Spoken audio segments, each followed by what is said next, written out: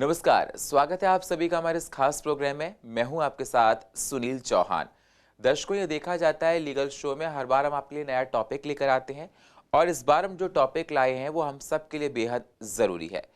आज हम आपको बताएंगे कि मकान मालिक और किराएदार के अधिकार क्या होते हैं। कई बार ये देखा जाता है कि मकान मालिक और किराएदार में नहीं पड़ती है, डिस्प्यूट्स हो जाते हैं, पुलिस चौकी जाते हैं, कंप्लेंट कराते हैं, कोर्ट कचहरी के चक्कर काटते हैं, उसके बाद भी मसला सुलझता नहीं है। तो आज हम आपको बताएंगे जब किसी को प्रॉपर्टी आप रेंट पर दें तो आपके अधिकार क्या होते हैं, रेंट एग्रीमेंट कितने दिन का होता है और रेंट एग्रीमेंट में कौन कौन सी बातें ज़रूरी होती हैं। अगर किराएदार प्रॉपर्टी खाली नहीं कर रहा है तो मकान मालिक के अधिकार क्या हैं, वो कहाँ जा सकते हैं। अगर मकान मालिक किराएदार को परेशान कर रहा है, किराएदार मकान मालिक को परेशान कर रहा है, तो ऐसी कड़ी में आप क्या कर सकते हैं। बहुत सारे सवाल, बहुत सारे जवाब आपको दिए जाएंगे। इन सारी बातों पर डिस्कशन करने के लिए और सारे सवालों के जवाब देने के लिए हमारे साथ कड़कड़ुमा कोर्ट से advocate mister SK. Jain ji हैं। स्वागत है सर। एस.के. जैन जी आपको बताएंगे, समझाएंगे, लेकिन उससे पहले आप एक छोटी सी रिपोर्ट देखिए। कोई भी प्रॉपर्टी को किराए पर देने से पहले कौन कौन से नियम जरूरी होते हैं। रेंट एग्रीमेंट 11 महीने से ज्यादा का क्यों नहीं बनता। रेंट एग्रीमेंट अगर नहीं बनवाया तो कैसे प्रॉपर्टी खाली होगी। अगर मकान मालिक आपको परेशान कर रहा है तो क्या है आपके अधिकार। अगर किराएदार मकान मालिक को परेशान कर रहा है तो क्या करें। प्रॉपर्टी खाली कराने के अधिकार क्या है। क्या बेटा बहू माता पिता को घर से निकाल सकता है। अगर माता पिता को बेटा बहू ने निकाल दिया है तो शिकायत कहां करें। पिता द्वारा किराए पर दी हुई प्रॉपर्टी को पत्नी बेटा बेटी कैसे खाली कराएं। हमारे देश में प्रॉपर्टी विवाद काफी देखा जाता है, चाहे वो किराएदार मकान मालिक के बीच में ही क्यों ना हो। मकान मालिक किराएदार को परेशान करता है। बहुत से लोग मकान को किराए पर बिना रेंट एग्रीमेंट के दे देते हैं, जो आगे चलकर काफी परेशानी क्रिएट करता है। बहुत से किराएदार मकान को खाली नहीं करते। कई बार तो लड़ाई इतनी बढ़ जाती है कि पुलिस को बीच में दखल देना पड़ता है। तो आज हम आपको बताएंगे कि प्रॉपर्टी को किराए पर देने से पहले कौन कौन सी बातें जरूरी हैं। कानून में क्या क्या प्रावधान है। अगर आपको जाननी है ये महत्वपूर्ण बातें तो जानने के लिए बने रहिए हमारे साथ।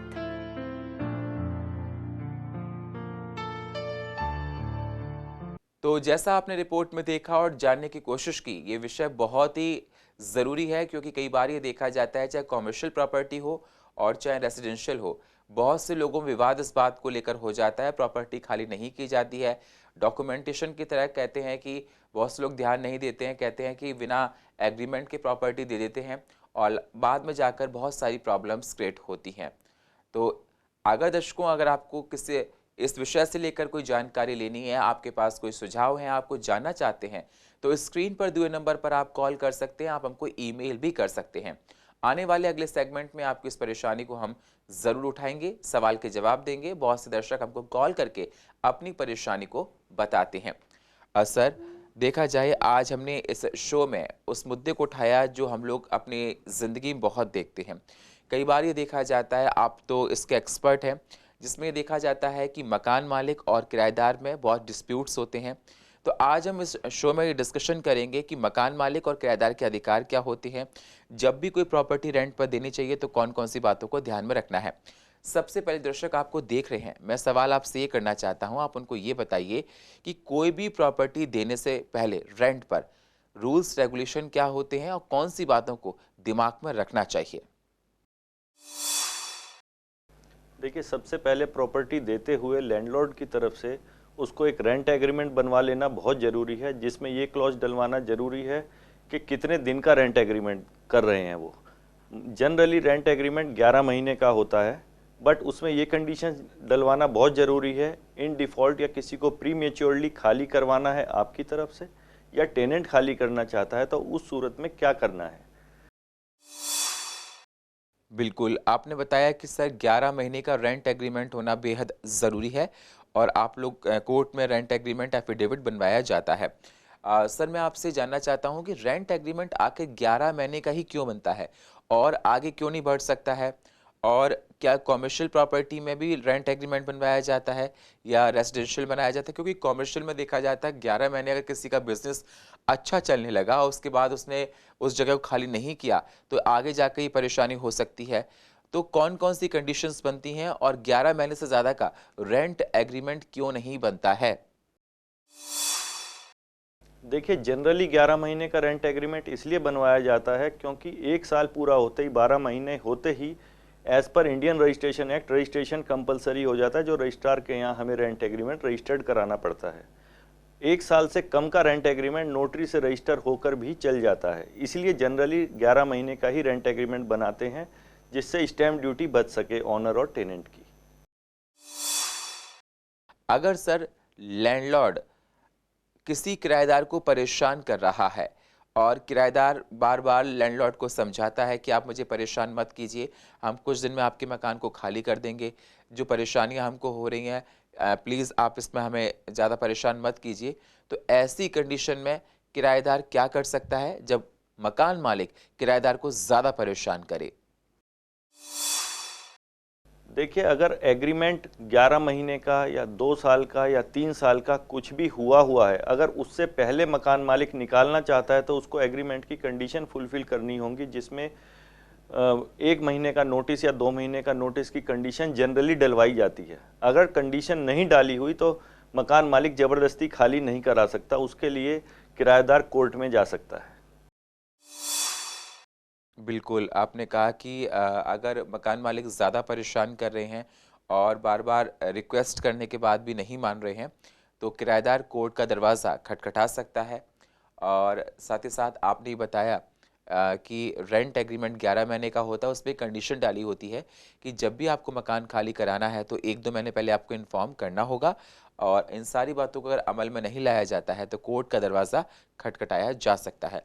इसके विपरीत सर, अगर किराएदार मकान मालिक को परेशान कर रहा है, कई बार ये देखा जाता है कि किराएदार मकान मालिक को परेशान करते हैं, बहुत दबंग होते हैं, कहते हैं इस प्रॉपर्टी को खाली नहीं करेंगे, कब्जा करना चाहते हैं, तो ऐसी कंडीशन में मकान मालिक अपनी प्रॉपर्टी को खाली कराने के लिए क्या कर सकता है और कहाँ कंप्लेंट करानी चाहिए? देखिए, इस कंडीशन में मैं फिर कहूँगा कि एग्रीमेंट की शर्तें पूरी होनी चाहिए, किराएदार के लिए भी मकान मालिक के लिए भी। अगर एग्रीमेंट पूरा मेच्योर हो चुका है, उसके बाद भी किराएदार कहता है मैं खाली नहीं करूँगा, मकान मालिक को तुमको जो होता है कर ले, तो उसके लिए मकान मालिक कोर्ट का दरवाज़ा खटखटा सकता है। उसके लिए यहाँ पर 2 कंडीशन है। 3500 से कम अगर रेंट है तो उसको दिल्ली रेंट कंट्रोल एक्ट के तहत जाना पड़ेगा कोर्ट में, रेंट कंट्रोलर के पास। अगर उसका 3500 से ज़्यादा किराया है तो वो सिविल कोर्ट में जाकर तुरंत खाली करवा सकता है एग्रीमेंट के बेस पर। अच्छा, रेंट कंट्रोलर कोर्ट में ही है, उसके अधीन आता है वो। और वैसे अगर 3500 से ज़्यादा है तो सिविल में, सिविल कोर्ट जब में, बहुत सिविल जज या डिस्ट्रिक्ट जज के हैं, बिल्कुल एज पर पिक्यूनियरी जुरिसडिक्शन। ओके, बिल्कुल बहुत सही बात बताई है सर ने। दर्शकों, अगर आपको किसी भी तरह की कोई परेशानी है इस विषय से संबंधित तो स्क्रीन पर दिए हुए नंबर पर आप कॉल कर सकते हैं और अपनी परेशानी को हमसे साझा कर सकते हैं। आने वाले सेगमेंट में आपकी इस परेशानी को हम ज़रूर उठाएंगे। सर, कई बार ये देखा जाता है कि जब मकान मालिक के बार कहने के बाद भी किराएदार मकान को खाली नहीं कर रहे हैं, टेनेंट परेशान कर रहे हैं, तो मकान मालिक बिजली पानी काट देता है। ऐसी कंडीशन में क्या होता है जब बिजली पानी किराएदार को ना मिले तो उसके लिए वो कहाँ शिकायत कर सकता है, कहाँ जा सकता है? देखिए, बिजली पानी बड़ी नेसेसरी एमेनिटीज़ हैं, बड़ी बेसिक एमेनिटीज़ हैं जिसके लिए कोर्ट तुरंत ऑर्डर करते हैं।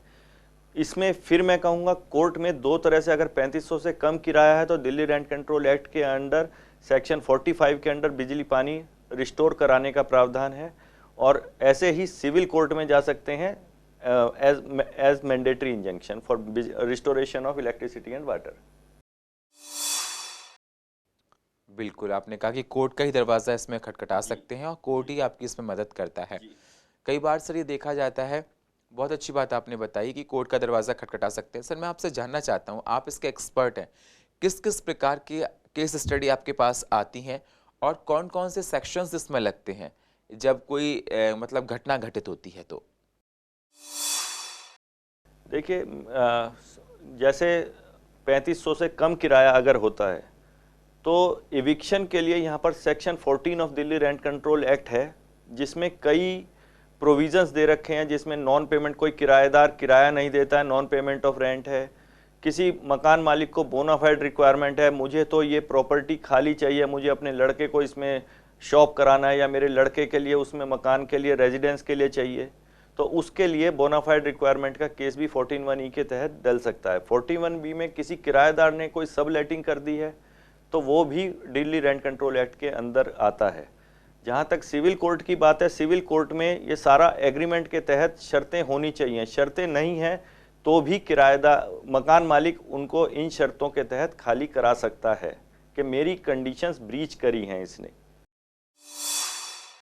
बिल्कुल, आपकी कंडीशन को अगर उसने ब्रीच किया है किसी ने, तो इस प्रकार से भी वो खाली करा सकता है। खाली करा सकता है। बिल्कुल, अगर सर कोई दुकान है और वो पिछले लंबे अरसे से दुकान रेंट पर दी है, ऑनर अब चाहता है कि 10 साल बाद उस दुकान को खाली कराया जाए।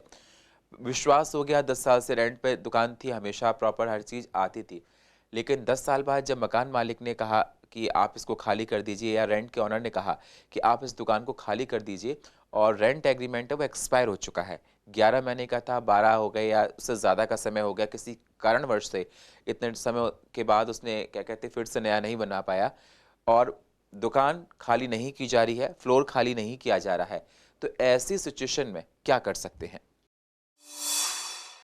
देखिए, अगर रेंट एग्रीमेंट एक्सपायर हो जाता है तो as per law month to month tenancy हो जाती है कि लैंडलॉर्ड ने हर मंथ के लिए उसको एक्सटेंड कर दी टेनेंसी, तो वो नोटिस देकर, प्रायर नोटिस देकर उसको खाली करा सकता है।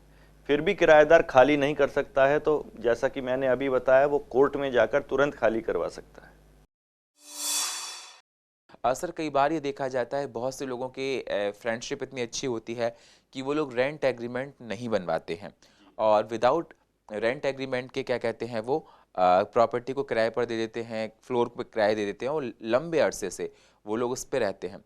लेकिन काफ़ी समय के बाद जब प्रॉपर्टी खाली करने की बारी आती है, उनके घर में कोई फंक्शन होता है कि बोलते हैं कि आप प्रॉपर्टी खाली कर दीजिए, और वो खाली नहीं करते हैं, तो ऐसे में क्या कंडीशन बनती है? मतलब जिन लोगों ने विदाउट रेंट एग्रीमेंट के उस मकान में रह रहे हैं और 10 साल से ज़्यादा का समय हो गया है, और प्रॉपर्टी कहने पर मकान मालिक के भी खाली नहीं कर रहे हैं, तो ऐसी सिचुएशन में क्या कुछ स्थिति निकल कर आती है? देखिए, ऐसी सिचुएशन में डिपेंड करता है कि टेनेंट जो है कोर्ट में जाकर क्या डिफेंस लेता है, मैंने किराए पर ली या नहीं ली। कई बार क्या होता है, टेनेंट ही अपना झूठे कागज बनवाकर अपने ऑनरशिप प्रूफ ले आते हैं कि जी मैं ही मकान मालिक हूँ।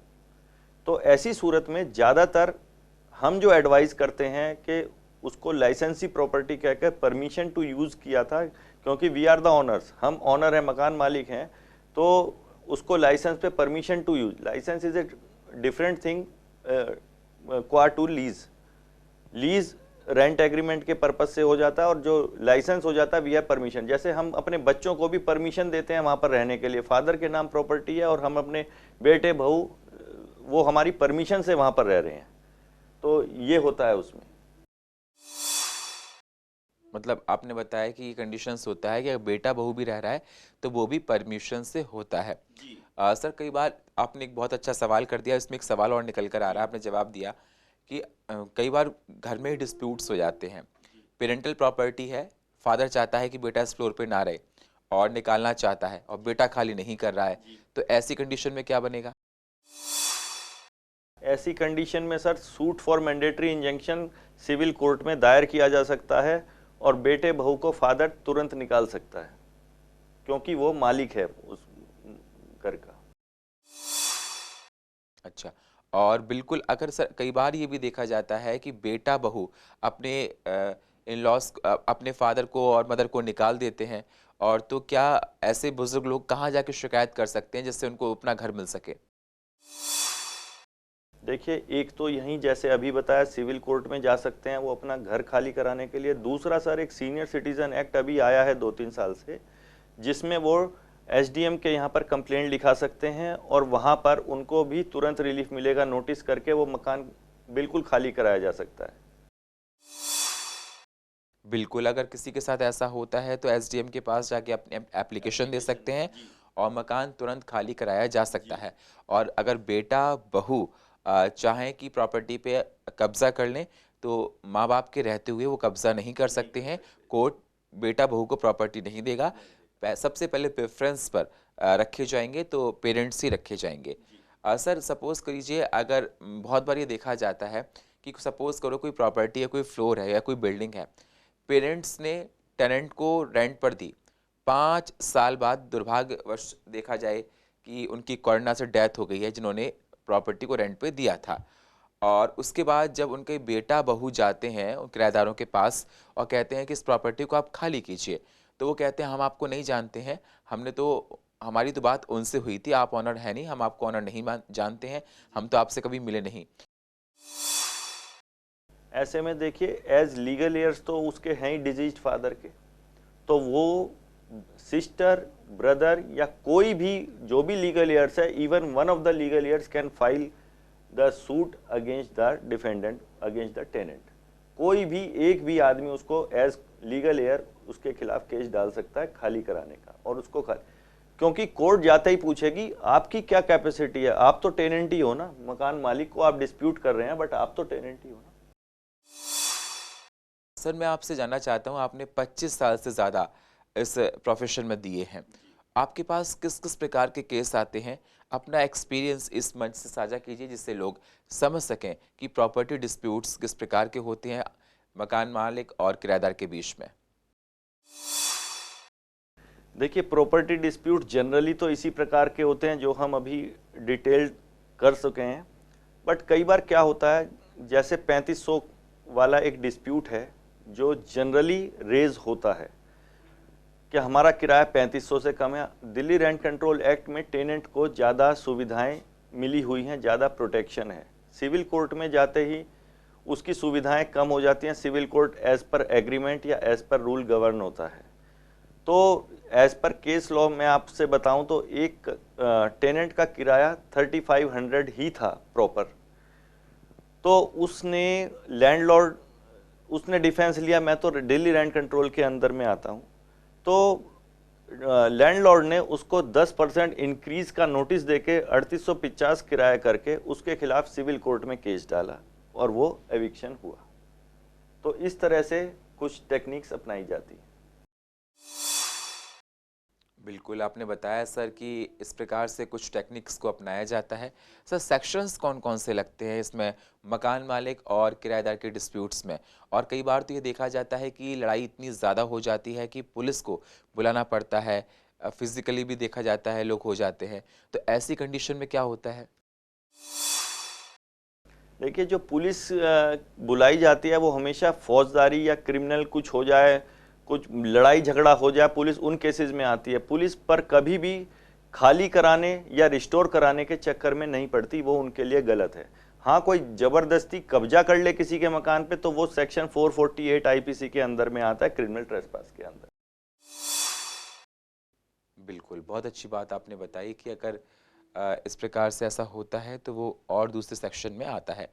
बहुत बहुत शुक्रिया सर, आप हमारे इस मंच पर आए और आपने दर्शकों को बहुत महत्वपूर्ण बातें दी, क्योंकि कई बार ये दिल्ली में देखा जाता है, दिल्ली नहीं हर जगह देखा जाता है कि मकान मालिक और किराएदार के बीच में नहीं बनती है, जिसको लेके कोर्ट का दरवाज़ा खटखटाया जाता है।